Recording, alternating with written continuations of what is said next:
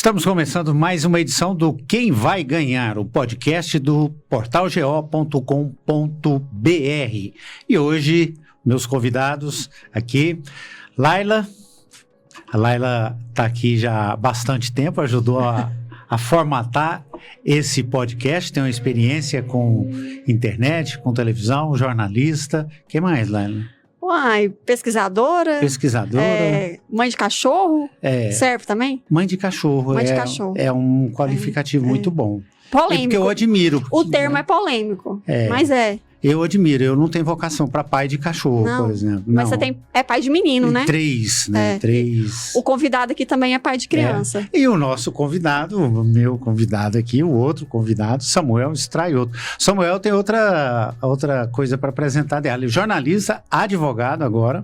Sim. E também um dos jornalistas que mais conhece a cobertura de rua, que é um dos assuntos, dos temas que a gente vai abordar aqui hoje, que é o dia a dia, aquele acompanhamento dos políticos que vai além do jogo de bastidores, que vai no impacto que eles produzem na vida da gente. Samuel, muito bem-vindo. Eu que agradeço aqui o convite, Vacil, Laila, um prazer estar com vocês. Já são alguns anos na estrada, acompanhando a política como acontece no dia a dia, e a política que chega também nas pessoas.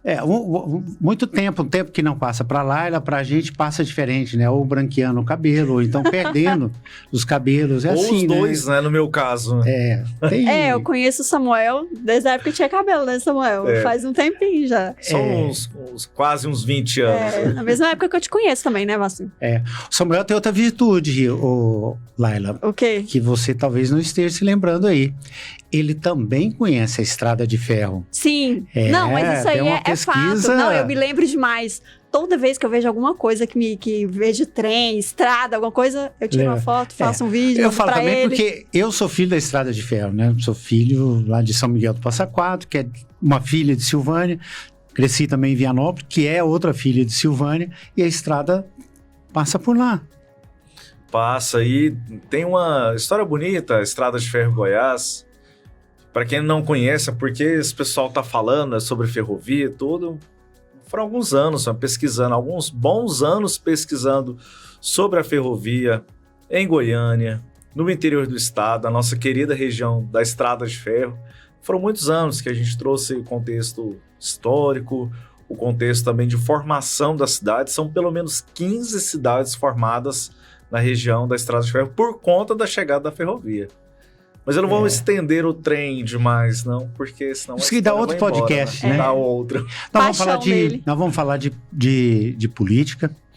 E uma coisa que a gente observa no dia a dia, Samuel e Laila, é que a gente fala muito sobre o jogo político. É um propósito, por exemplo, do podcast aqui. Quem vai ganhar? Né? A gente está sempre ligado ali, mas a gente fala menos sobre o que impactam as políticas que esse jogo define na vida da gente. Como é que elas impactam? Como é que elas definem a gente? Vamos pegar um tema aqui que é o mais recente, que é a votação da escala 6x1. Você reduzir o tempo de trabalho, é um tipo de visão, ou aumentar o tempo de você poder viver a vida para não ficar apenas em função do trabalho. Em Brasília, a votação está comendo solta. Aí você tem uma negociação.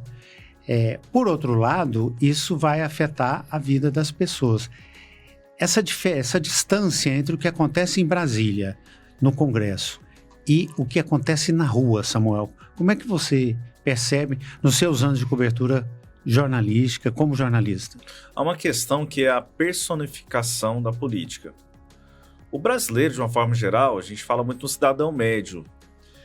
Ele observa muito a figura. Você não discute, por exemplo, os programas que são da linha do partido, relativo à economia, à política, tantas situações que fazem parte do dia a dia das pessoas.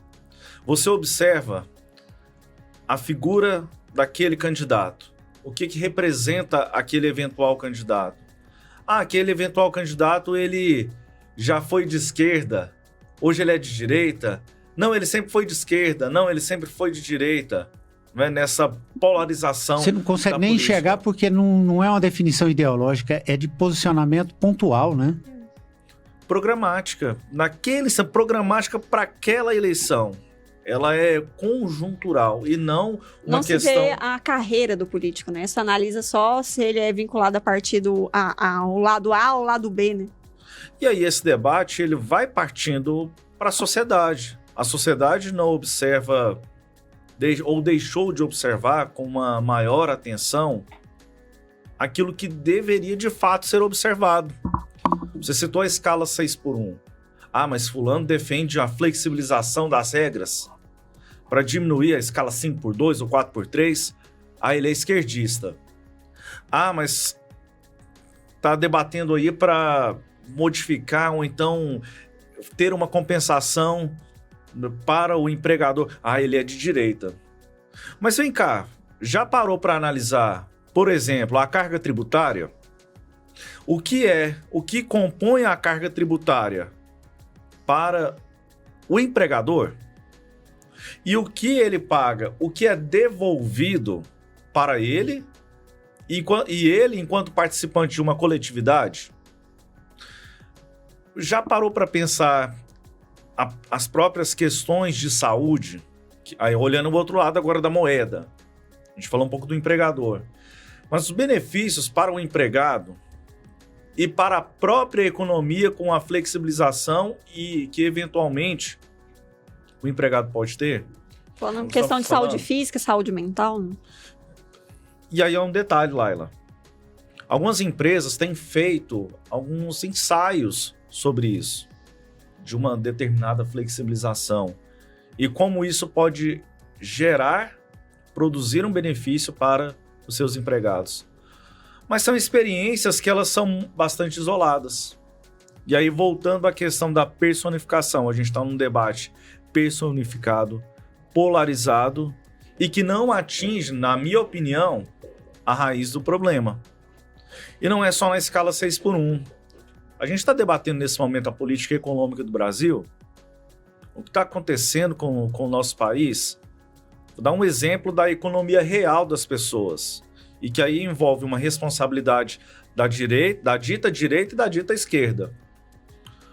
O limite do microempreendedor individual ele está congelado desde 2019. Lá, na presidência do Brasil, já estiveram governos de direita e agora o governo do presidente Lula, governo de esquerda. E o limite continua o mesmo. Já parou para poder discutir isso? E aí essa carga horária... Trouxe um exemplo para mostrar o seguinte. Nessa vida real das pessoas, e com essa carga parada, congelada, muitas pessoas que poderiam ficar no MEI estão migrando para outro tipo de regime ou estão indo para a informalidade. Quem perde com isso? O país, que deixa de arrecadar e vai para uma informalidade maior. Agora, Laila, nós estamos falando de uma discussão lá em Brasília, de conveniência. Mas a população também acaba entrando nesse jogo de discutir quem vai ganhar, se é esquerda ou se é de direita, mas não discute os pontos centrais das questões. Que povo é esse?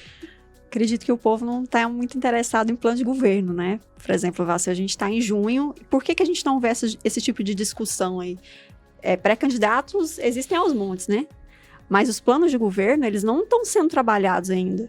Eles não estão sendo analisados, pensados, o que o candidato A, o partido A está apresentando, porque se discute, como o Samuel falou, a personificação daquela figura dentro do partido. Fala-se sobre o candidato A ou o candidato B, que vai ser o representante do partido ou daquela coligação. Não fala exatamente o que aquele partido está apresentando. Por quê? Porque a população, pela visão que a gente percebe, né, Samuel, não se interessa por esse tipo de debate. O que se importa é se o candidato é da direita, ou representante da direita ou da esquerda. Então, há assuntos que deveriam ser debatidos, como o Samuel falou, sobre economia, sobre educação, sobre saúde. A gente não debate, a gente não olha, não observa. Então, vamos trazer para o nosso estado aqui. Os pré-candidatos, os 3 principais pré-candidatos neste momento. Daniel Vilela, o discurso é centrado o quê? Na continuidade. Não tem ainda uma perspectiva de futuro. Ou seja, o que ele vai fazer? As propostas deles não estão expostas, né? Marconi é centrado o quê? No passado. O que ele fez. Né? Tem até jingle macetando isso. Né? Ele fez... muito na linha do ele fez e ele faz, que foi utilizado por Iris Rezende, por Lúcia Vânia em campanhas e tudo mais. O Wilder Moraes não tem discurso, né? O Wilder não se apresenta, não fala, não dá entrevista, não tem qualquer perspectiva de discurso. Eu vejo o PT não tem nome também, então não tem nem construção de um discurso para a gente falar, imaginar que possa ser balizador. Eu vi uma iniciativa só, que é de Marconi Perillo, de colocar nas redes, e abrir uma plataforma. Falar, olha, quem quiser, entra lá, dá uma ideia para o plano de governo. O que é uma ideia legal, justifica, dá uma justificativa ali para quem diz que ele não está discutindo plano de governo, mas isso também não é nada, né? Isso na hora da eleição, às vezes nem é lido. Porque pode ser feito um plano de governo dessa forma. Pode falar, eu vou construir uma mesa. Mas como você vai construir essa mesa? Qual que é o orçamento que você tem para construir essa mesa, para concretizar essa mesa num período de mandato de 4 anos? Não se tem essa análise profunda. Aí vem promessas vagas, né? E o eleitor esquece em quem ele vota, né? E nesse sentido, quando aquele candidato é confrontado, não, mas eu ainda não assumi o governo. Eu não tenho as informações para construir essa mesa da forma precisa, mas eu tenho uma ideia. Vem cá. Para que serve nesse país poder legislativo? Para que serve o controle externo? Com os tribunais de contas, com o próprio poder judiciário? A função primordial começa por aí. Você ter um controle das contas, você ter um controle daquilo que está sendo gasto. Se o recurso está sendo bem aplicado ou mal aplicado. E qual deve ser a continuidade mesmo das ações. Você citou aí os 3 principais nomes do momento, Vacil. O que seria essa continuidade de Daniel Vilela? Continuar o quê? E para quê? E para quem? Marconi Perillo, ele fez, ele faz. Ele fez o quê? E ele fará o quê? No sentido de que foi governador numa outra época. Em outra realidade, né? Uma outra conjuntura política, econômica. E os demais, tanto o PT quanto o Wilder Moraes, ainda nesse processo de construção que ainda está acontecendo, os dois alimentados pelo debate nacional e não pelos problemas locais que precisam ser enfrentados pela população resolvidos. Então, eu penso que parte daí, parte das estruturas já existentes, de uma ausência de um controle. Quer um exemplo claro? Prestação de contas de prefeitos, no nosso caso aqui na cidade de Goiânia, lá na Câmara, ou então lá na Assembleia, quando o secretário de Economia, a secretária de Economia vai. Os parlamentares fazem mais uma sessão de despacho, né, com o prefeito, do que é uma situação horrorosa. E de lacração hoje, né? Porque às vezes aproveita para poder, né, xingar o intendente, para produzir vídeo para as redes. Para ter corte, para ter like. Mas não tem ali, olha, o recurso, vamos supor, você deixou de aplicar os 25% constitucionais na área da educação. Por quê? De que forma? Você deveria ter aplicado nessa área, como diz a lei. Não. Então, assim, o debate qualificado, a ausência desse debate... É mais teatro começa. do que Mas que aí realidade. Uma pergunta, senhores. Senhor, que é mais velho. Opa. Já começa me elogiando. Não, é Vamos porque lá. Samuel, a gente tem quase a mesma idade, então eu não vou te chamar de senhor não, tá? Existiu algum momento da política que esse debate foi qualificado? Nessas casas, por exemplo, nessas prestações de conta, que a conversa existia, que de fato eram analisados os documentos ou não? Já teve momentos em que isso aconteceu. Mas são momentos, não é a regra. Isso é fato. Agora, para mim tem de fundo aí sempre uma questão básica que é também a participação das pessoas. Cobra-se muito do Congresso, não. Por exemplo, quem está mais na linha de cobrança hoje do público é o STF e o Executivo, sempre. Qualquer Executivo, quem estiver no Executivo vai ser sempre cobrado. Agora o STF. Mas e o Legislativo? Porque as coisas passam lá no Legislativo. Passam por lá. Ou para serem aprovadas ou para serem... né? Vamos discutir BETS, dos maiores fatores de adoecimento das pessoas hoje. Tem vários estudos, várias matérias. Adoecimento e empobrecimento. Empobrecimento, os jogos. Né? Quem aprovou e quem desaprova BETS é o Congresso. Mas não é mais difícil fiscalizar nesse sentido, de olhar para esses parlamentares e dizer assim, fulano... porque sempre sai uma lista, né? Quando tem uma votação polêmica, aparece ali uma lista. Fulano votou aqui. É mais difícil, porque são 500 e tantos deputados, né? E o eleitor esquece quem vota. Mas na mini-reforma eleitoral, que foi aprovada na Câmara recentemente, não teve a lista nominal, pelo tipo de votação. Então, os benefícios para a classe política ficam lá, escondidos. E a população muitas vezes não toma conhecimento de que A ou B tomou aquela decisão pela própria forma como as coisas são conduzidas. E aí, por que me referi, Laila e Vacil, primeiramente, nesse debate, às estruturas existentes, principalmente legislativo. Porque o legislativo representa uma parte da sociedade. O legislativo não me representa na totalidade. Não, mas a gente não pode desconsiderar que é um recorte da sociedade. E esse recorte, ele se manifesta de diferentes formas. Pode ser um recorte mal feito, não representativo da sociedade como uma forma geral, mas ele é um recorte. Ele é um recorte e lida-se muito com ficções que são aceitas pela sociedade. A ficção, o deputado que luta pelo povo, mas vota contra políticas que afetam a população. Vota a favor do povo, discursa a favor do povo, aliás, mas vota a favor das BETs, por exemplo.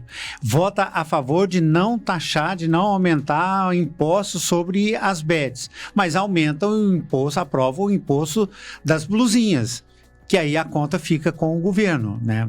Embora tenha sido votado e aprovado pelos deputados, pelos senadores, pelos parlamentares, a conta, naturalmente, é um jogo político, fica com o executivo, que também tem suas falhas, e tudo bem, né? Tudo é relativo, mas essa ficção, como a prestação de contas do prefeito, é uma prestação. Imagina a prestação de campanha, Samuel e Laila. Que ficção que não é. Uma campanha não pode ficar acima de uma campanha de deputado federal, 4 milhões, mais ou menos. Qual campanha fica por 4 milhões? São poucas. As campanhas que a gente está vendo aí, é só quem nos acompanha aqui fazer um exercício de observação. Veja a quantidade de pré-candidatos a deputado federal que está invadindo o seu município agora, para quem está no interior, está invadindo o seu bairro agora, para quem está na capital, por exemplo. Sou amigo do fulano de tal. Sou amigo. Quem está bancando isso? Isso aí, né, entra na conta, a quantidade que tem mandados, as emendas que foram aprovadas. Quanto é que não está custando uma campanha dessa? Aí depois vai lá na prestação de contas, não, ela custou 1 milhão. Né? 1 milhão não paga...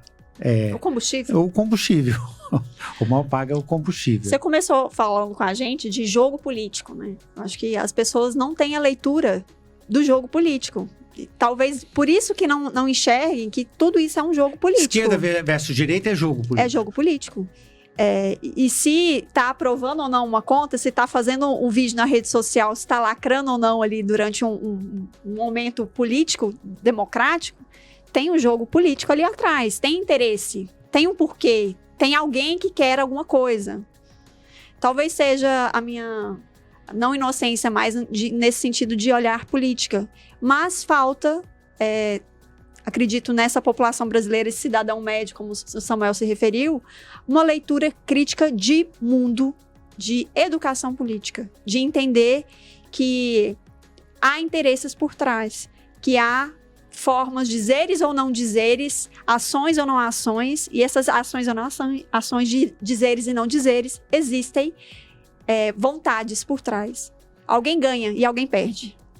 Aí nós entramos no outro mundo, Samuel, que é o virtual. As redes estão maiores do que as ruas? Dá um recorte, a gente falou do recorte agora há pouco, esse também é um recorte. Mas a rede tem um diferencial, é uma bolha. E muitas vezes... Mas é o que prevalece, né? É justamente. Aquela Será? bolha ali prevalece. Dentro daquela bolha, Laila. Não, vou dar um exemplo. Mas e fora? É isso que eu vou trazer, e eu quero te fazer uma pergunta relacionada a isso.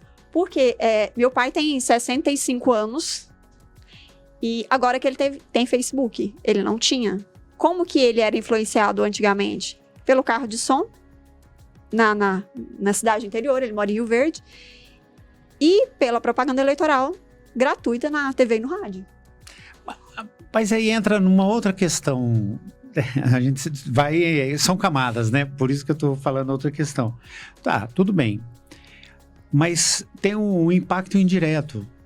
Porque o direto é ele, no Facebook dele, ver o noticiário.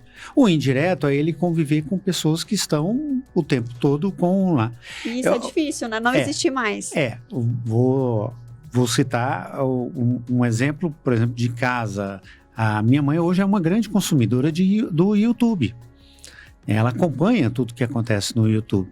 Por quê? Porque ela reza muito, acompanha, ela é católica e ela está sempre acompanhando lá. Quando você acompanha o que acontece nesses ambientes religiosos, você é protestante, né? Sim. Você é de outra religião. Então, isso não acontece só no catolicismo, isso acontece de uma forma geral. Mas quando você acompanha, no meio das pregações, há um discurso também político, porque mesmo que ele não diga diretamente Lula, Bolsonaro, ou cite quem vai ganhar, vote nesse ou vote naquele, as defesas de cada grupo estão lá no discurso ou na homilia do padre, ou estão na pregação do pastor. Não tem como não ficar impactado com isso. Porque são interesses. São grupos sociais. Grupos sociais têm interesses próprios. E eles vão defender. É normal. Eu, como mulher, defendo os interesses de mulheres. O nome disso... tem um nome técnico para ele, chama lobby. Lobby. O lobby do agro, o lobby das igrejas, por isso que tem, né, as bancadas da Bíblia, a bancada da bala, a bancada da bola, as bancadas no Congresso e nas assembleias. Porque também. são agrupamentos sociais que vão se identificando e vão se aglomerando ali para ter as próprias defesas. Então, se para o agro é interessante olhar para pautas destinadas a pensar em investimentos para o agro, a leis relacionadas ao agro, eles vão se unir para isso. Isso eu acho, é normal da sociedade. Samuel, isso é o jogo se misturando com a realidade? Tipo, o agro, muita gente condena do agro, não são todos, muita gente condena as políticas sociais de governos, independente de todos os governos também, gente, não é só a esquerda que tem política social, não. Um dos grandes pontos de referência do governo Caiado é a política social adotada pelo governo, que é um governo de direita, um político de direita. Então, critica essas políticas sociais, mas a luta é por mais subsídio e às vezes por perdão de dívidas. E conseguem com as bancadas que mantêm lá. Eu queria voltar Qual que é a bancada do pobre? Não tem, né? Não tem. Não. Porque não tem acesso, né? Muitas vezes.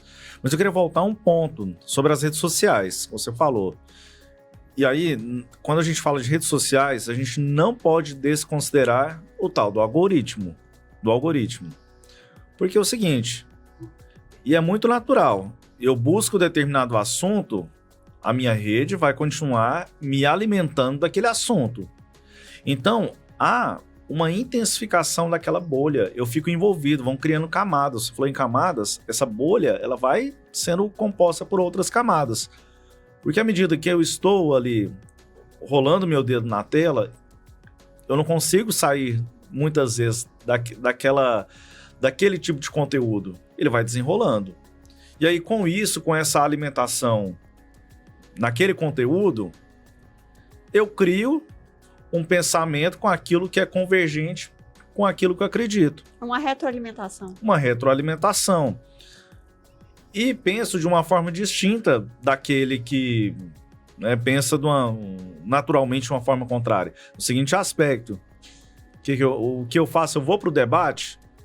Não, muitas vezes eu te excluo lá na minha rede social.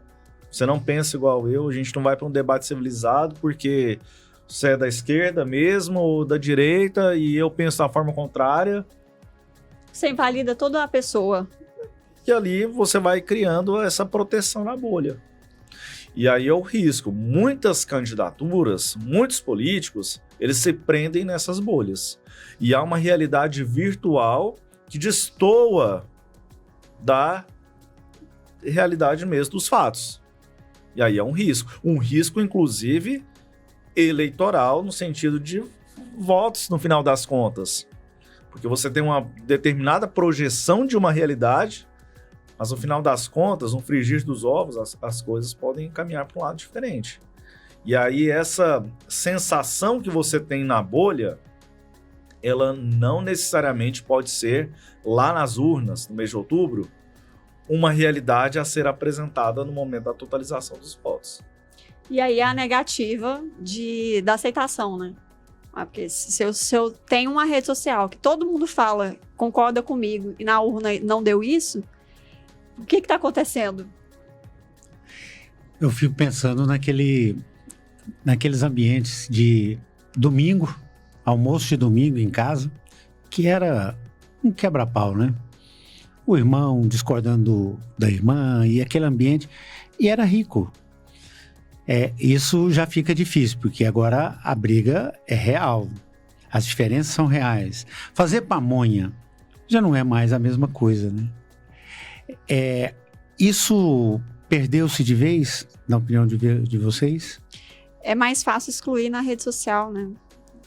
Acho que a vida da gente é tão corrida. Eu acho que existem configurações que foram mudando ao longo do tempo, né? Se você, como eu, no interior, né? No interior a gente tinha um hábito diferente de vida. Isso, de fazer pamonha. Goiânia tem, Samuel? Goiânia teve algum momento na sua infância? Não, da minha infância, a lembrança mesmo, muito pontual nas famílias ali, mas a cultura da pamonharia, né? Não, a gente, interior, vai lá, tem pega um almoço o milho. De domingo. Tem um almoço domingo, por isso a pontualidade, o almoço domingo. Mas não essa frequência que a gente via no interior, não é? É diferente, só que a vida, ela tá mais rápida. As redes sociais, as novas mídias, os contatos estão mais rápidos e sendo pulverizados mesmo. É mais fácil ligar, Vacil, é mais fácil você ligar, eu ligar, do que pegar um carro e ir lá para São Miguel. É mais fácil fazer isso. Tá, mas para cobrir essa nova realidade, o que aconteceu com o jornalismo? Vocês dois são jornalistas, nós três somos jornalistas. O que aconteceu com o jornalismo? O jornalismo perdeu a mão? Perdeu. O jornalista hoje, ele quer apurar, não nas épocas, né, Samuel, de ir na Assembleia, ir na Câmara. Hoje ele quer mandar uma mensagem pro assessor, pro político e ser isso. Ele tem uma resposta ali, pelo aparelhinho do celular. Ele não vai lá acompanhar. Ele não vai lá no corpo a corpo. Por isso que o jornalismo... O que eu estou falando de jornalismo é o que ainda passa pela faculdade, que tem uma profissionalização e tal.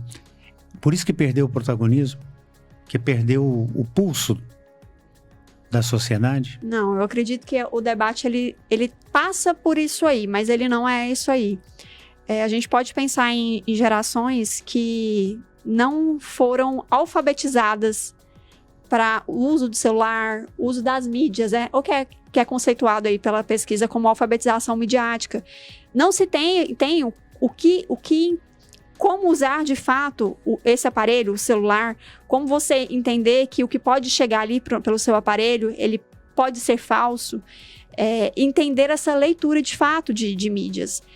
E essas gerações antigas, né, vamos colocar nas nossas também, eu acredito que essa geração que está entrando agora, as crianças, os filhos do Samuel, por exemplo, eles vão ter mais leitura crítica de mundo e de mídias. Mas não existia isso antes. Eu penso assim, Vacil, na época que eu morava em Iporá, faz tempo, mas eu criança, celular não era algo acessível. A gente chegava, tinha notícia? Não tinha nem telefone em casa, né? Isso era inacessível. Laila, tinha o mesmo que tinha lá em Passa Quatro, tenho certeza. É o molecular. É um posto, tinha um único telefone, alguém ligava e falava, eu quero falar com a mãe da Laila. Aí vai lá chamar, acionava um moleque e o moleque corria lá para avisar ela. Era o molecular. Agora você pensa, nessa época, as informações elas chegavam unicamente pelas mídias. Só que isso foi modificando e a gente não soube, as gerações não souberam entender que há por trás, sim, interesses por trás de uma notícia. E afetam as realidades das pessoas. Isso é claro, através do algoritmo que o Samuel estava falando. Isso afeta até a política, o caminhar político. Samuel, essa sociedade que nós desenhamos, que nós identificamos aqui, né? A conversa que a gente está tendo. Mais fragmentada, mais difícil, que não compreende algumas coisas, que não vê essa relação entre o jogo político e as políticas que são aprovadas e tal. Ela não tem eco no jornalismo, então. Vacilo. O jornalismo de hoje não reconhece ela. Assim, a gente precisa analisar a mudança de perfil e a mudança de realidade da sociedade como um todo. E nesse aspecto, quando a gente fala de jornalismo, de comunicação, eu vou lá para as teorias.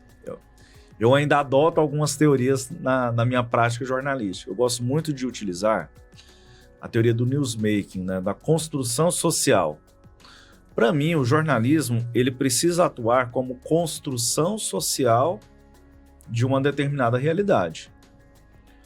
Mas o que a gente percebe nesse viés econômico é que o jornalismo ele tem sido usado para uma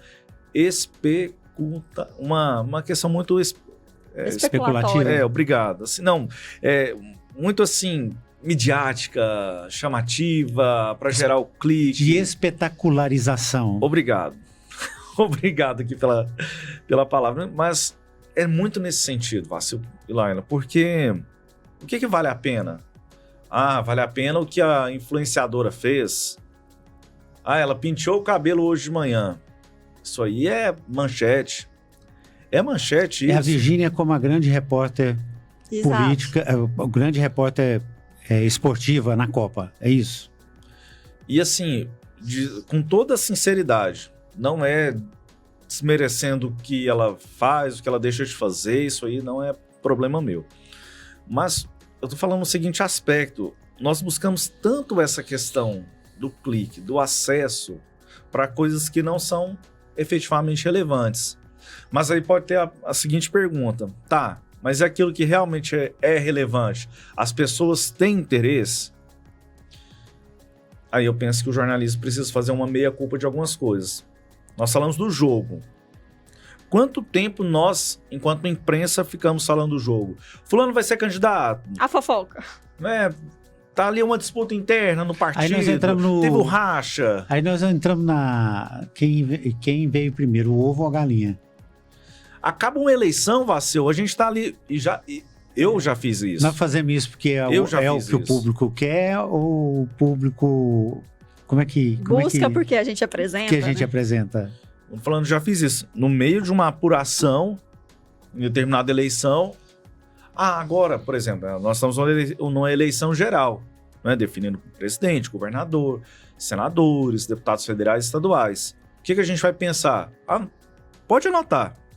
Lá no dia da apuração, fulano saiu fortalecido da eleição, agora pode ser um dos possíveis nomes a ser candidato a prefeito. Já faz a especulação naquele dia. Gente, nós não acabamos nem de sair da eleição e já estamos pensando em outra eleição. Tá vendo? Então, por esse tipo de coisa, por esse tipo de situação, é que as coisas, às vezes, vão caminhando para um lado que não deveria ir, na minha opinião. Aí a gente fica discutindo quem vai ser candidato, a disputa interna do partido. E isso não atinge a sociedade. Eu vou dar um exemplo concreto. Não sei aqui, não me lembro aqui exatamente os números. Mas observe, continuamente eu faço isso. Eu gosto muito de dados. Gosto muito de fazer essa análise das informações.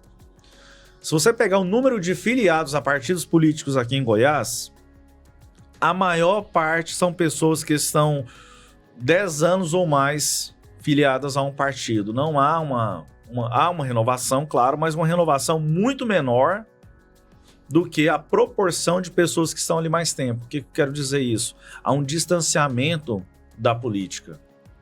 E esse distanciamento, os partidos têm a sua responsabilidade, os agentes políticos têm a sua responsabilidade, nós da imprensa temos a responsabilidade justamente por isso, por ficar alimentando. E aí, daqui a pouco vem o período de campanha eleitoral, são 45 dias para discutir de uma forma superficial alguns problemas. E aí a gente volta num ponto que já falamos aqui. Alguns problemas que você vai questionar o candidato A ou B ou C. Não, eu ainda não tenho acesso. Não, é só uma ideia. Só quando eu tomar o poder, quando eu chegar ao poder, se o povo me escolher, aí sim eu tenho condições de avaliar se isso ou aquilo é ou não viável. Poxa, não é assim que deveria funcionar. Eu aproveitar esse gancho seu aí, porque olha, nós fizemos agora uma conversa longa sobre temas que normalmente não dão audiência. Então, pode ser que a audiência dessa primeira parte impacte essa outra parte que nós vamos entrar justamente no jogo. Uma das estratégias dos candidatos neste momento, dos pré-candidatos aqui em Goiás, é justamente fugir da pré-campanha. Daniel não alimenta a campanha agora, porque para ele não interessa, é melhor governar agora. Marconi Perillo faz uma campanha tímida, então, eventualmente, ele vai para o interior, tem uma agenda cheia de um dia no interior. O Wilder Moraes evita de todo jeito fazer campanha, né? E o PT sempre, a gente voltando, não tem um candidato, então não tem campanha nenhuma. Neste momento, a estratégia dos candidatos é a não campanha. Samuel, isso beneficia mais ainda quem está, isso não beneficia quem está na frente. Por exemplo, quem mais ganha com isso não é Daniel Vilela, não é o que a história mostra de outras campanhas? Quem tem a máquina na mão, né? É, você está com a máquina na mão, e aí um detalhe que a Laila tinha falado agora há pouco, que eu acho que vale muito a pena a gente retomar aqui para a nossa análise, que é o seguinte: sobre o tempo. Sobre o tempo, nós estávamos falando. E aí eu citei os 45 dias de campanha. Como é que você vai mudar uma lógica? Como é que você vai chegar em tão pouco tempo até uma pessoa para convencê-la que realmente, isso aqui tá ok? Ou então, não, precisa mudar. Baseado no quê e para quê? Os candidatos, é claro, eles têm uma linha também, Vacil, que é muito econômica, de financiamento mesmo da própria campanha dos partidos. No passado, nós tínhamos campanhas eleitorais que eram mais longas. Hoje você tem 45 dias de campanha e que os partidos estão dando graças a Deus por ser justamente um período curto, para ter menos gasto de campanha, para ter uma redução, né, de um período ali para você gastar a sola de sapato. Agora mais do que isso, né? A gente está falando muito do digital. Mas, para poder chegar até o eleitor, se você tem pouco tempo, você dissemina ali sua mensagem, tenta chegar com menos tempo a maior número de pessoas e vamos embora. Mas uma mudança, eu digo uma mudança mesmo assim, de um debate mais qualificado, um debate mais aprofundado, porque mais tempo exigiria isso. Mas olha, o que a gente vê de forma muito clara é que neste momento, Samuel, as pesquisas indicam que as pessoas não estão atentas à eleição, não estão interessadas nesse debate da eleição, e os candidatos estão jogando para ninguém se interessar mesmo. O Daniel Vilela interessa a ele não ter campanha neste momento. E está sendo ajudado pelos adversários, Marconi Perillo e o Wilder Moraes, que também não querem fazer campanha neste momento. Então, vai empurrando a campanha para frente. É bom para Daniel Vilela, e a população não está impactada porque também não quer falar de campanha agora. Vem Copa do Mundo aí, vamos falar de Copa do Mundo. Campanha, a gente fala depois, Isso favorece o jogo. E aí, é claro, esse período da Copa, vamos aqui já fazer uma futurologia? Podemos? Sim, vamos lá. Então tá, nesse período de Copa do Mundo, junho, julho, nós estaremos aí já às vésperas do período de convenções partidárias, 20 de julho até 5 de agosto, de acordo com a legislação eleitoral.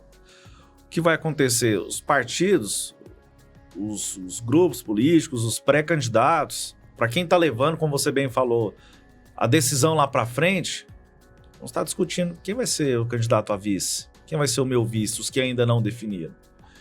Quem vai ser ou quem serão os nomes para o Senado? Interessa discutir isso agora? Para poder, nesse momento, para levar, para ser alvo, para ser vidraça? Não interessa. Agora, num período ali em que a atenção das pessoas está voltada para outra coisa, será a Copa do Mundo. Os agentes políticos têm uma condição, na minha opinião, de poder agir ali de uma forma mais tranquila e mais próxima de um momento de definição. Porque na política, mesmo ali, a gente está falando de convenção, né? Mesmo ali com a convenção, mesmo ali no momento, a gente já viu muitas coisas, né? Depois, atas sendo levadas, essas coisas que são da política. Então, convenção assim, vai de 20 de julho a 5 de agosto. Você ainda tem mais um tempinho ali para poder finalizar esse mais processo. 10 dias para registro. Para registro. Campanha começa lá para o dia 15, 16 de agosto. Televisão começa dia 21, 22, não sei, é por aí, mais ou menos, que começa a campanha na televisão. Que é menos do que os 45 dias que eu tenho falado aqui ao longo aqui do podcast. Então, assim, é uma campanha ainda mais reduzida. A gente está falando 45 dias a partir do momento do registro de candidatura. Aí tem aquele período em que ainda ninguém coloca o pé na rua. Você tem um período de organização, com as definições de ter o material gráfico, de ir para as ruas. Aí eu quero te fazer uma pergunta. Você tem um livro publicado sobre campanha? Eu não me recordo o nome, desculpa. Eleição do início ao fim. Que você fala sobre o papel da eleição na rua, nesse processo, de como um político ganha eleição, no sentido de ter que ir para a rua. Mas esse livro é de 2010? De quando que é? De 2006. Ele trata da eleição de 2006. E aí, na sua visão, tem essa atualização? Qual que é a importância, de fato, de ir para a rua no físico, né? O candidato ir lá e pegar na mão da pessoa. Ainda tem importância. Por mais que se fale no virtual, voto ainda é contato. Então, se as pessoas não veem, dificilmente. Você tem exceções, né? Mas esse contato mesmo o bolsonarismo, que é tido como absolutamente virtual, ele não é absolutamente virtual. Nós tivemos há poucos dias, por exemplo, o Rota 22, que é uma estratégia inteligente, estratégica. Uma estratégia estratégica é bom, né? É uma estratégia eficiente. Por quê? Porque ela liga uma ação que começa nas redes com mobilização nas ruas, nos municípios, que é feita pelo PL. Então não existe isso do bolsonarismo ser apenas rede social. Ele é rede e ele é também rua. Por exemplo, a esquerda, principalmente o PT. O PT sempre foi muito bom de rua, muito bom de chão. Então, no chão da fábrica, né, no chão da eleição, nos movimentos sociais, sempre foi. E não conseguiu levar essa mesma eficiência para as redes. É onde tem perdido bastante espaço e não tem feito a mesma conexão. Agora, nós temos também políticos que conseguem conjugar as duas coisas. O que é a pré-campanha? A pré-campanha tem funcionado bem, né? A gente está falando que não tem uma ação muito forte para deputado, para governador, mas para deputado federal, sim. Os pré-candidatos a deputados federais mais usuais, que são mais... que já são mais tarimbados, eles têm uma agenda de rua. Então, eles conjugam uma rede social deles que mostra movimentação com uma mobilização de contratação de gente já desde agora, de contato com lideranças. E aí nós podemos botar nesse balaio nomes como Ava Santiago, por exemplo, que está mais à esquerda, Bruno Peixoto, que é um candidato mais à direita, Barbosa Neto, José Nelto, que é um político. Barbosa, foi na lembrança, né? O Barbosa não é candidato. Só é candidato na minha cabeça. E vários outros nomes que já estão na política há muito tempo, mas que estão trabalhando as duas pontas, rede e rua. Então tem ainda rua. Não é que acabou, mas a dinâmica mudou. Mas em relação à campanha, principalmente a campanha de deputado federal, aí uma separação, mesmo sendo nomes já experimentados, mas aqueles que estão no poder e aqueles que não estão no poder. Por que fazendo essa diferenciação? Com a tal da emenda impositiva, nessa associação do virtual e do real, o que os atuais deputados federais que serão candidatos à reeleição eles estão fazendo? Um número X de recursos que é destinado para o município A, B ou C. Aí tem lá a foto dele, tem a publicação dele em relação àquele município que vai... Aí ele vai levar o trator. Vai levar o trator. Essa publicação ela vai perdurar, fica ali na rede, deixa lá, mas ao mesmo tempo ter esse contato. Levou para determinada cidade. Há um elemento assim que... Não vamos iludir, né? O trator entregue lá no município, isso é campanha, né? Isso não é... Ficou mais fácil o deputado fazer campanha agora, né? É a questão Senador. da entrega. É a questão da entrega, assim, o que muitos fazem nesse momento é a entrega. Então, associando o mundo real e o mundo virtual. Aí é uma estratégia. Agora, para aqueles que já são mais conhecidos, já tem uma estrutura, mas não tem essa mesma máquina, aí é um outro tipo de estratégia. Aí a campanha é mais rápida, né? Aí a campanha realmente é reduzida. Para a gente não passar recibo de iludidos, é outro jogo, né?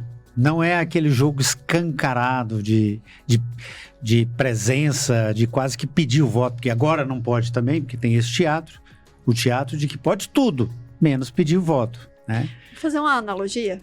É igual a campanha de bebida alcoólica na televisão e agora nas redes sociais também. Você mostra tudo. Você mostra a cerveja, mostra tudo. Você só não bebe. Só não pode mostrar, só não pode beber em frente à câmera.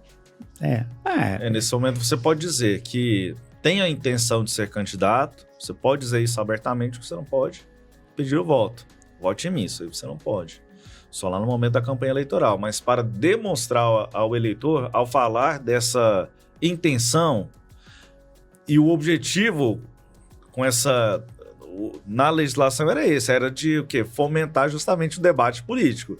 Ao você dizer que é candidato, ou ao você dizer que pretende ser candidato nesse momento, era já justamente o quê? Para, neste momento, você estar discutindo propostas, ideias. Aí outras coisas acabam ocupando mais espaço, né? Nesse subliminar. Você tem, no carnaval, uma escola de samba homenageando o presidente Lula. Em ano eleitoral. Isso não ocorre por acaso. Em ano eleitoral.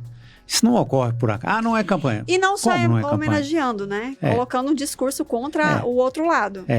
Aí você tem o outro lado fazendo um filme para ser lançado na véspera da eleição, que é a cinebiografia de Jair Bolsonaro. Como que isso não é campanha? Tudo isso é campanha. Essas coisas são subliminares e são campanhas escancaradas. Campanha que vai do virtual sendo jogada na rua, porque aí você cria mobilização, você cria... né? Falatório. Torcida, você agita a torcida. Não tem como escapar também. O jogo acontece de uma forma ou de outra. Então, quem está acompanhando aqui, entenda isso. Olha, às vezes quando a gente fala assim, o jogo é outro, não, só ele molda de patamar. A gente entende isso, mas não tem outra forma de falar disso, do assunto também. Agora, Samuel, nós temos aqui, a pergunta é simples, curta e objetiva para você. Daniel Vilela é o candidato a governador, as pesquisas indicam ele à frente, 10, 15 pontos, dependendo do Instituto Pesquisa. Segundo colocado, Marconi Perillo. Terceiro colocado, em situação de igualdade, Wilder Moraes e Adriana Corse, se for ela candidata. Quando não é ela candidata do PT, de 10 cai para uma média de 9, 10 pontos, cai para 5 pontos, 3 pontos, o outro candidato da base. Nesse ritmo aqui, quem vai ganhar, que é exatamente o nosso podcast. Quem vai ganhar? Difícil, hein? Essa futurologia aí, eu quero Mas é uma escapar pergunta dela. tão simples. Simples, é. Essa futurologia aí, eu queria escapar dela. Mas vamos lá. Não vou ficar em cima do muro, né? A grande tendência é que, pelos números, por tudo isso que a gente falou, por tempo de campanha, por estrutura, por um recall uma leitura eleitoral, de agora.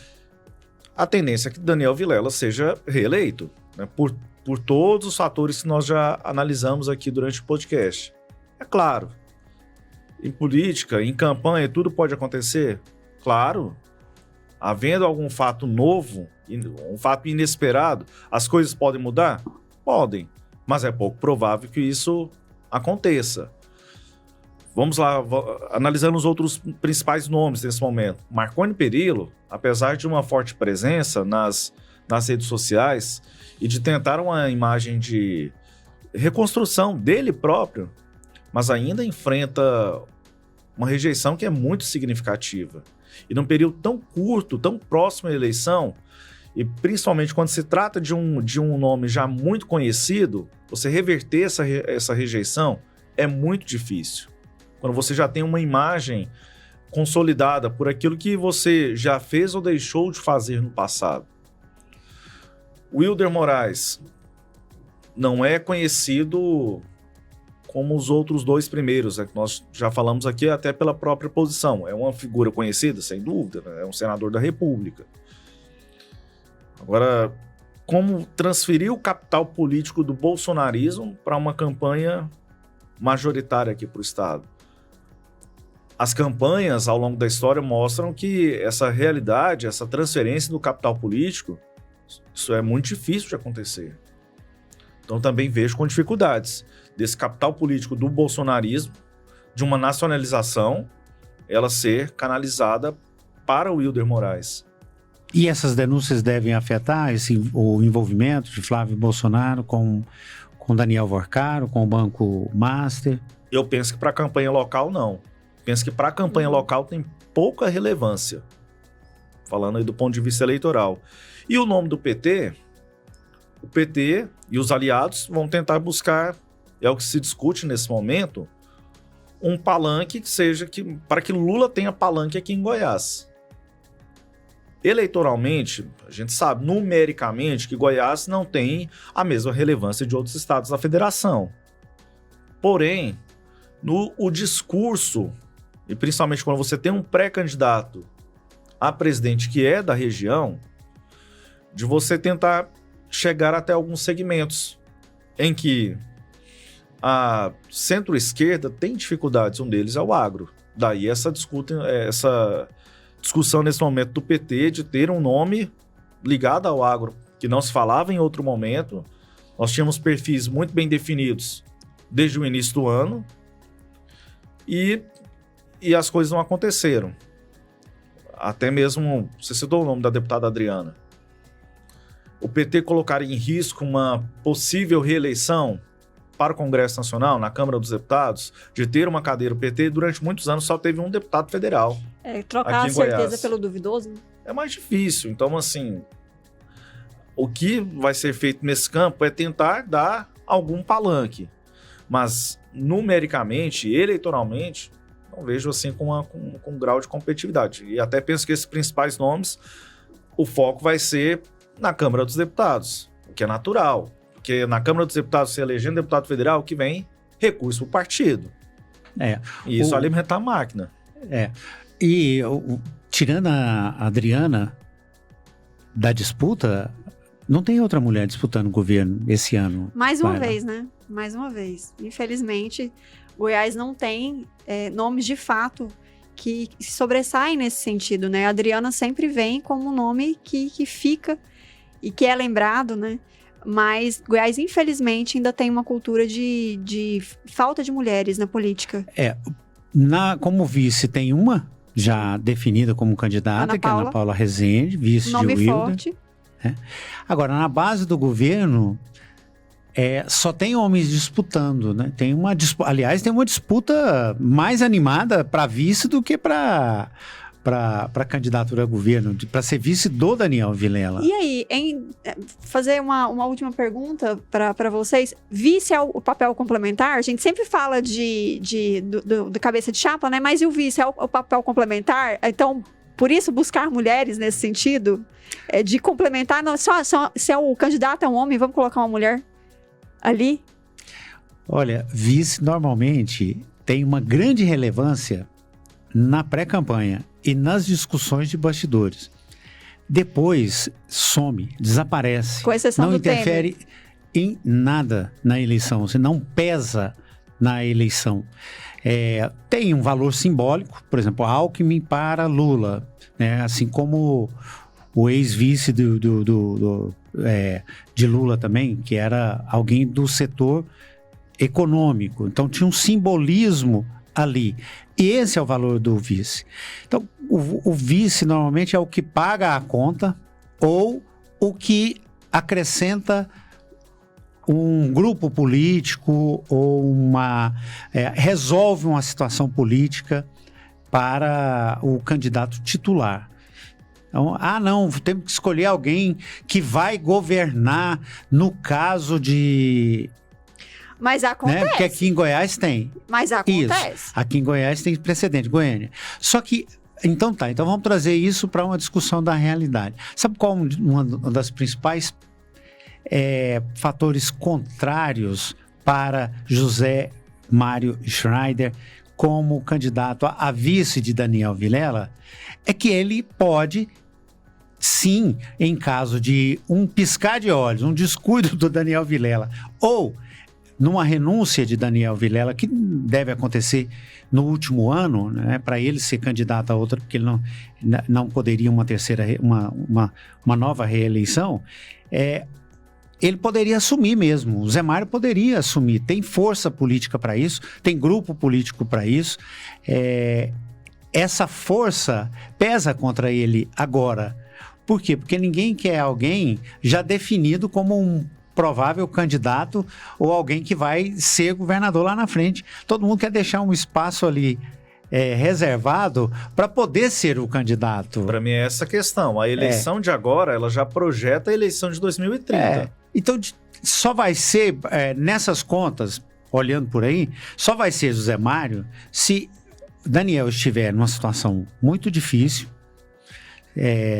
queda nas pesquisas, com dificuldade de eleição, e o problema dele ser identificado como do agro, por exemplo. Aí passa a ter relevância. Se não, o mais provável é um nome que não ameace, que não signifique ameaça para ninguém, nem para Daniel. Que não apareça mais que ele. E que não apareça mais que ele, que não vá colocar em risco nem a governabilidade, nem a sucessão em 2030.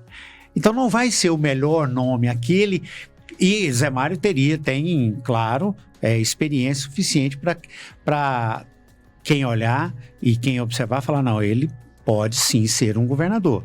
Então ninguém quer isso na política. Os que definem as chapas não querem esse tipo de candidato.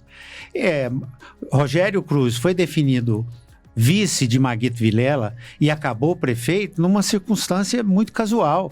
Não era Rogério Cruz a escolha de Maguito. Maguito queria o grupo que o Rogério representava. E o grupo que queria que o Rogério representasse não via naquele momento ninguém queria outros cargos. Então o Rogério sequer sairia a candidato a vereador. Ele não seria candidato a vereador naquela eleição. Ele estava indo para o Rio de Janeiro, ele estava indo embora. Então vai você mesmo. Ele foi, virou vice, virou prefeito. Então é circunstancial. Paulo Garcia foi uma escolha do Íris. O Íris queria aliança com o PT queria aliança com o Íris, topou a aliança, acertaram. O PT tentou indicar um nome que era mais consensual. O Íris falou assim, não, qual que eu quero? qual que é melhor? Identificou em Paulo Garcia. E Paulo Garcia foi o escolhido. Teve o dedo de íris a escolha de Paulo Garcia. E se a gente for analisar vice por vice, todos foram escolhas de conveniência, ou política, ou econômica. Onofre, Quinan, o próprio Maguito, uma escolha de íris quando foi vice. O nome naquele momento, até para ser candidato a governador. Alcides Rodrigues depois. Alcides Rodrigues. Não são nomes que você olha e fala, não, esse, poxa vida, vai ser um grande governador. Não. Ou vai ser um diferencial. Esse é o pior nome. José Eliton também na história mais José Eliton, foi muito circunstancial. Então isso é o que a história mostra pra gente e prova. É curioso ver essa disputa toda, né? José Mário brigando, fazendo a sua pré-campanha em atividade, como se existisse campanha para vice, né? Isso é que é uma coisa inusitada. Não existe campanha para vice. A articulação para ser vice é uma articulação de bastidor. O Zé Mário Schneider está fazendo uma campanha externa, aberta para ser vice. O Gustavo Mendanha também, do jeito dele, discursando, dando entrevista, apontando saídas, também está fazendo uma campanha aberta para ser vice. Adriano Rocha Lima é o nome que está aguardando, porque é o nome do Caiado, né? E é um nome que não ameaça ninguém também. Outro que está fazendo uma campanha aberta e dizendo abertamente que não é ameaça para ninguém, porque não é candidato à reeleição depois, é o Luiz do Carmo, ex-senador, ligado a um grupo evangélico forte no estado, que é um grupo evangélico que é político também, né? Que é a Assembleia de Deus, o campo de Campinas. Então, representa um grupo político forte. O irmão dele, ele já foi senador e o irmão dele é prefeito de Bela Vista, no entorno de Goiânia. Então, essa campanha também é absolutamente... Isso é inusitado. Tem campanha... não tem campanha para governador, não tem campanha aberta para senador. Mas tem para vice. Mas tem para vice. Durma com barulho desse, Samuel. Vice também é poder na mão, Vacil. Vice também é poder na mão. E assim a gente vai antecipando as eleições de 2030. E a gente tem quadro cultural hoje, Vacil? Pois é. É o seguinte, eu tenho sugestão para dar, mas eu acho que a melhor sugestão aqui hoje é a do Samuel, que eu não vou seguir. Tá. Já passei dessa fase. Mas, Samuel, o que você está fazendo ultimamente para se divertir, para poder se desligar um pouco da política? Aos finais de semana, o celular quietinho lá no cantinho. Você vai ligar a televisão? Também não. No mudo? Pego a criança e vou pra praça com a criança. Brincar na praça com a criança. E espera outra criança. E espera outra criança para também levá-la à praça e brincar com as duas crianças. Tá vendo, Laila? Eu já passei dessa fase. Eu tô na fase de que menino bom, filho bom, é dos outros. Então, eu me divirto bastante com o filho dos outros. Eu ainda tô na fase do cachorro. Eu levo o cachorro pra praça, pro parque. Mas eu leio também e vejo muita série também. E o que você tá vendo que você pode sugerir pra gente? Olha, eu fiquei pensando aqui, voltando ao nosso primeiro tema, falando de escala 6x1, recomendo Ruptura. É uma série que fala sobre... Apple TV. E na Apple TV, que fala sobre essa possível separação, uma ideia, um mundo distópico em que tem uma tecnologia que separa o ser que sai para trabalhar e o ser que vive, né? E que tristeza isso, né? O ser que trabalha, ele só trabalha, ele entra no prédio do trabalho, ele só trabalha, ele só tem memórias ali. E o que vive, só vive, né? Ele só vai para fora e não tem lembrança de quem ele é em outros locais, né? No ambiente de trabalho. Como se a identidade ela fosse separada, né? Se ela não fosse conjunta. Acho que é uma boa série, bem reflexiva, pesada, não dá para fazer uma maratona. Lendo? Tô lendo, sempre gosto de ler. Eu tô lendo um livro interessante. Tô na era das histórias feministas, histórias de mulheres. Tô lendo Os Sete Maridos de Evelyn Hugo. Muito interessante. Não vou contar, porque eu tô no 70% ainda, não sei o final, mas é uma história interessante sobre a vida de uma mulher e como ela é atravessada pelo poder. O Samuel estava lendo bastante, lendo literatura jurídica para terminar o curso de direito dele. Sim, agora um tempinho para poder oxigenar a cabeça. Vamos fazer a contagem regressiva. O podcast sai na sexta-feira. 3 dias. 3 dias para finalizar a graduação do Samuel. São os 3 dias dos últimos 5 anos. Mas é uma luta. Leu muito também, né? Muito mesmo. Então é o seguinte, na minha sugestão, eu vou sugerir uma série para você e vou falar que eu tô vendo agora, revendo. A que eu te sugiro é uma série que tem muito de direito e muito de política. E para mim é uma das melhores séries que eu já vi. E tô planejando rever. Chama The Good Wife, que é um momento de ruptura, é uma separação, um marido promotor, ela uma dona de casa que tem que voltar, como chega ao fim um casamento, não vou aqui tecer comentários, porque às vezes alguém vai querer ver, e ela tem que voltar a advogar, ela tem que voltar para um escritório de advocacia. A série é maravilhosa, ela tem media training, tem choque com a política, porque lá tem eleições, né? Tem muito sobre direito, então é uma série aí para, já que você está cuidando de menino, em algum momento você tiver paciência, fica depois que a criança fica a dica. Dormir, aí a gente assiste. E eu estou revendo House. Sempre bom, né? House é ótimo, né?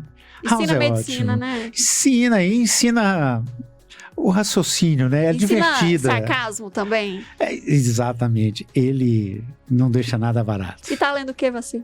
Tô lendo A Imortalidade, um livro que foi sugerido há um tempo pelo Paulo Faria, que é um psicanalista, um psicólogo, e é um marqueteiro fantástico. Para mim, um dos melhores marqueteiros que eu conheço, cara que conhece tudo de publicidade. E ele gosta muito desse livro, e citou esse livro. Eu li muita coisa do Kundera, do Milan Kundera, mas não tinha lido A Imortalidade, né? A gente normalmente lê-se A Insustentável Leveza do Ser, que é o grande livro dele. Mas eu não tinha lido A Imortalidade. Cara, recomendo. Que maravilha. Vou colocar na lista de leitura. Ponha. Infinita minha sugestão. Hashtag sugestão também. Hoje eu tô na hashtag. Gente, muito obrigado pela presença de vocês aqui. Nós falamos muito, estouramos o tempo. A Laila distraiu aqui, deixou passar da hora. Porque quando eu tô aqui dentro, eu não calculo. Quando ela tá vigiando, ela é... Controle rígido. Você conhece, né, Samuel? E bem. Né? Eu me coloco como megera, diretora megera. Não, você só é firme. Firme no golpe. Mas prazer estar aqui de novo, Vacil. Obrigada, Samuel, pela presença. Eu que agradeço o convite de vocês e vamos acompanhando as coisas que nós falamos aqui. A meia culpa que nós falamos lá no decorrer, gente, vamos pensar politicamente, né, como a gente deve fazer. Então eu queria deixar essa reflexão aqui no final. Né? Olha, política não só nos 45 dias de campanha eleitoral, mas a política de uma forma constante, porque ela faz parte da nossa vida. Tudo envolve política, e não a política partidária, mas a política em si. Laila, precisamos de mais mulheres na política. Seja Sim. Candidata.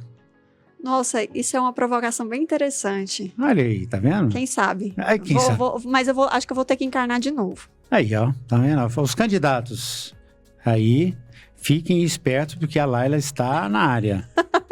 Mas existem mulheres muito competentes na política, sim, Vacil. Tem mesmo. Sim, existem. Só falta a gente olhar um pouco mais para elas. E também o tempo tem mostrado isso, né? Elas têm conquistado muito espaço.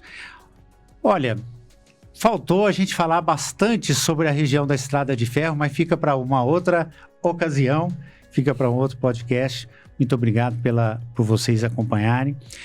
Vocês podem ver toda o podcast, tudo que a gente, na íntegra, o que aconteceu aqui nas nossas redes, que é YouTube, Instagram, Spotify, tá tudo lá.